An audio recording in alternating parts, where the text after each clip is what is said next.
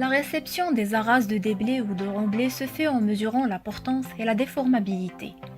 Le contrôle de conformité est effectué notamment par mesure du module de déformation selon le mode opératoire du SCPC des modules EV1 et EV2. Il est effectué à l'aide de plaques et d'engins de chantier sous le châssis duquel puisse être appliqué un vérin de 7 tonnes environ. La réception se fait contradictoirement sur la base de 4 mesures par profil en travers. Pour réaliser l'essai, on a besoin d'un camion à essieu de 13 tonnes chargées qui joue le rôle de massif de réaction.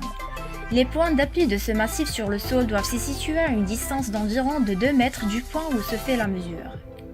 Une plaque rigide de 60 cm de diamètre qui sert à appliquer la charge du massif de réaction sur une surface uniforme et de la poutre Benkelmann qui est constituée d'un tuyau mobile démontable en 2 parties qui s'articule autour d'un axe et d'un châssis reposant sur le sol par 3 pieds sur rotule réglable en hauteur.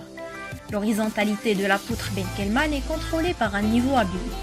Il dispose d'un comparateur électronique qui se monte sur l'extrémité du châssis.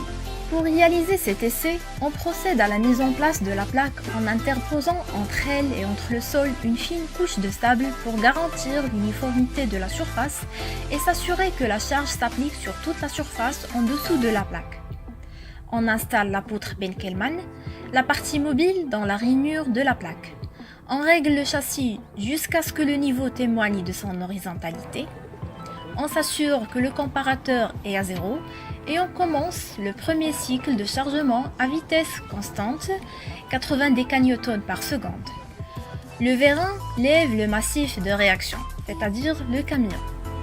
On monte de 0 à 0,25 MPa, puis on maintient la pression jusqu'à stabilisation de la déformation. On mesure alors l'enfoncement Z1 en millimètres et on descend la pression à 0 et on mesure la déflexion résiduelle ZR.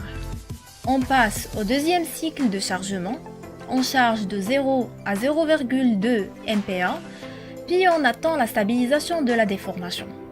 On mesure l'enfoncement Z2 en millimètres et on descend à la pression 0.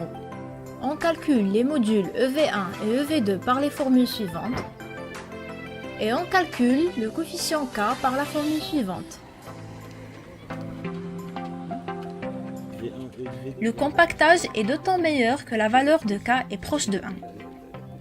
Le CPS Travaux exige pour ce chantier un module K inférieur à 2, un module EV2 supérieur à 20 pour les arases en déblai et un module EV2 supérieur à 50 pour les arases en remblai.